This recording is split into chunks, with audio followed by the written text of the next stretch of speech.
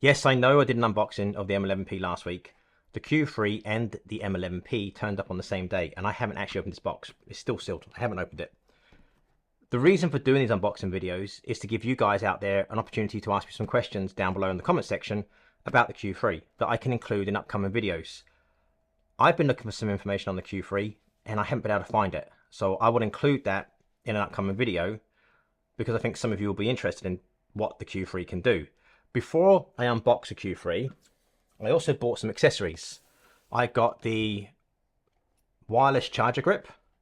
I'll unbox that in another video. I don't want to make this video too long. And I also got the wireless charger.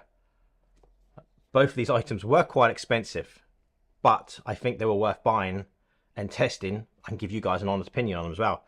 So this Q3 came from rangefinder.com.hk. I'm not paid to do this. They don't ask me to do this. I just like good service, and I mentioned it in my last video, and it's quite a good response. They are an incredible store to deal with. They're incredibly helpful, really good service, and some of the best prices I found online for Leica gear.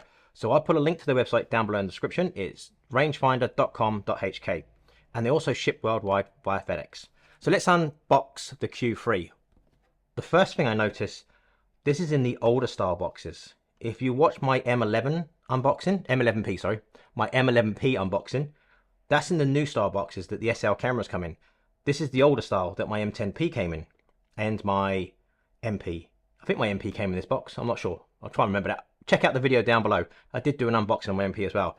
But again, like I said, this is the older style box. So these open like this. So the boxes, I'll show you, they open like that. I've done so many unboxings like this. Okay, and then the top part is the camera. And then you have these drawers down here. So in the drawers will be the paperwork and there'll be cables. So let's take the paperwork out first. And I'll show you what comes in the box. So I'm going to cover that up again because it's got my serial number right. And inside it tells you if you register your camera online with Leica, you get an extended 12 months warranty. So you get 24 months, or is it 24 months and then an extra 12 months? I don't know. Different cameras. I mean, the R3 I'm shooting on at the moment in New Zealand, we get a 5-year warranty on that camera. And you get free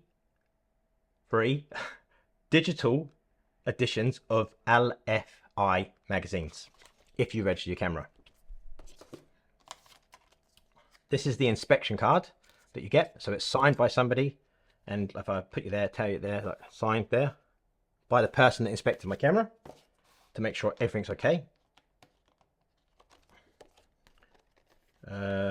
This here is experience the world of photography. Congratulations on your new Leica product. This voucher is for 2 tickets to the Vesla Museum. I might be going there later on this year.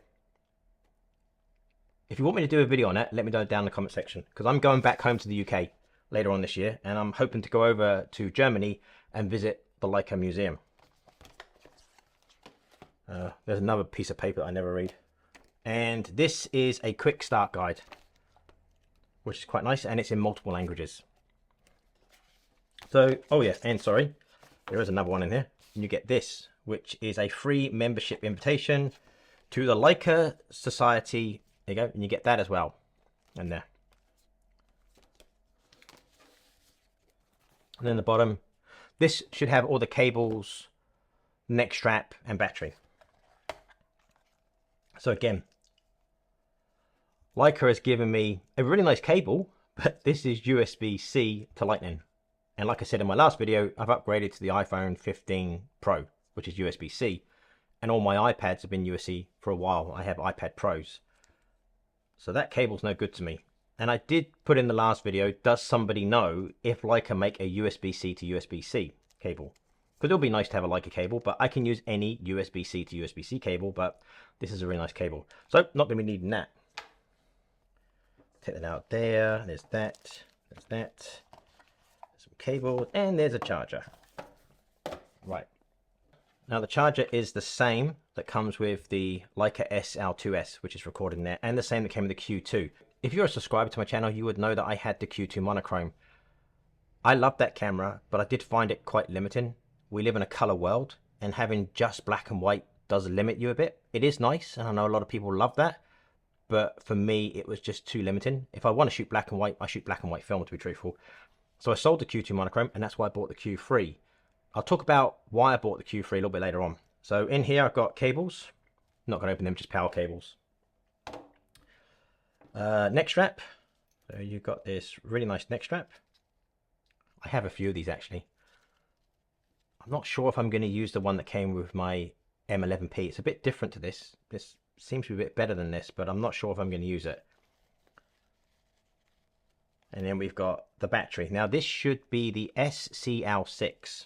Now I did a video a couple of weeks ago on the SCL6 and the SCL4, testing those batteries in the SL2S. Now this is the SCL6 battery. This is the newer battery. This is a higher capacity battery, basically. And then the last pouch has this little lens ring, basically, I think you call it.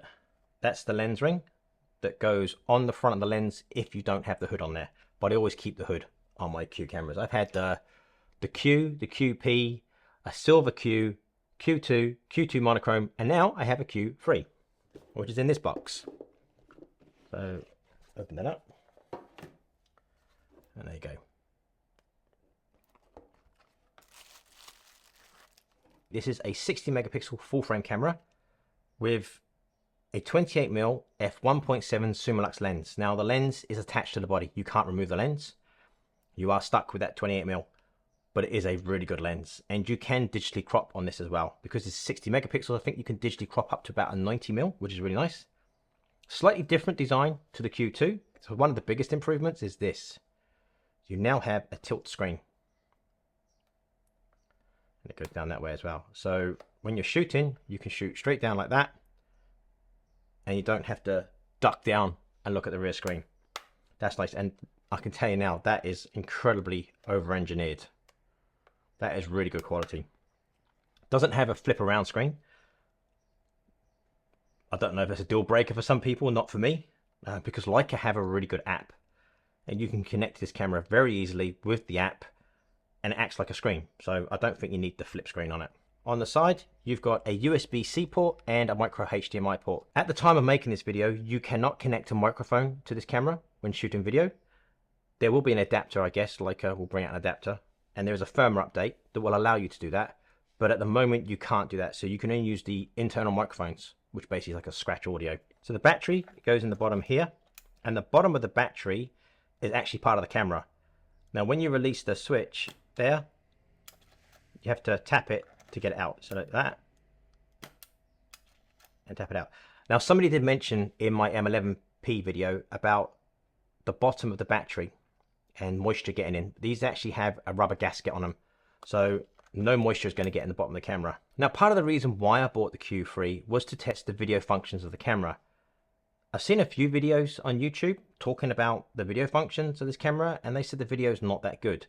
I can't believe it's that bad, but I'm going to test it for myself, and I'm actually going to do a video on it and let you guys know if the video is any good. Yes, there are some limitations. It only records up to 30 minutes, but it also records 4K 60 with no crop, I think, and it also records 8K, Cine 8K in this camera in L-log, which is pretty impressive for a camera this size. If I can use the Q3 to shoot video for this channel while I'm out shooting with my M11P or my MP, it's going to make my kit a lot smaller.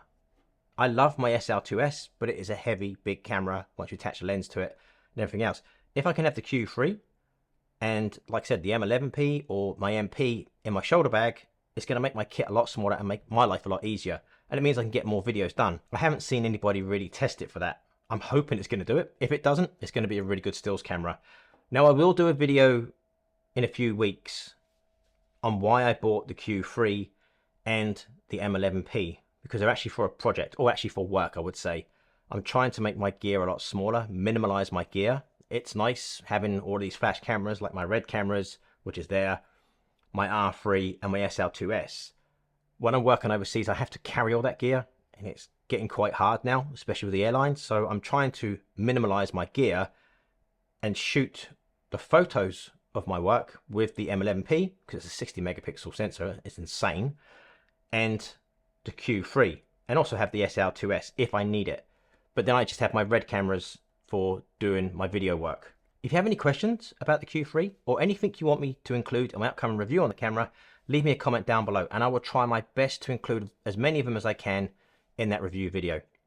So that's it for this quick video. I don't want to make it too long because it's just an unboxing of a Q3, and it's also to give you guys an opportunity to ask me some questions or something you want me to include in the upcoming review video on this camera. As always, thank you so much for watching.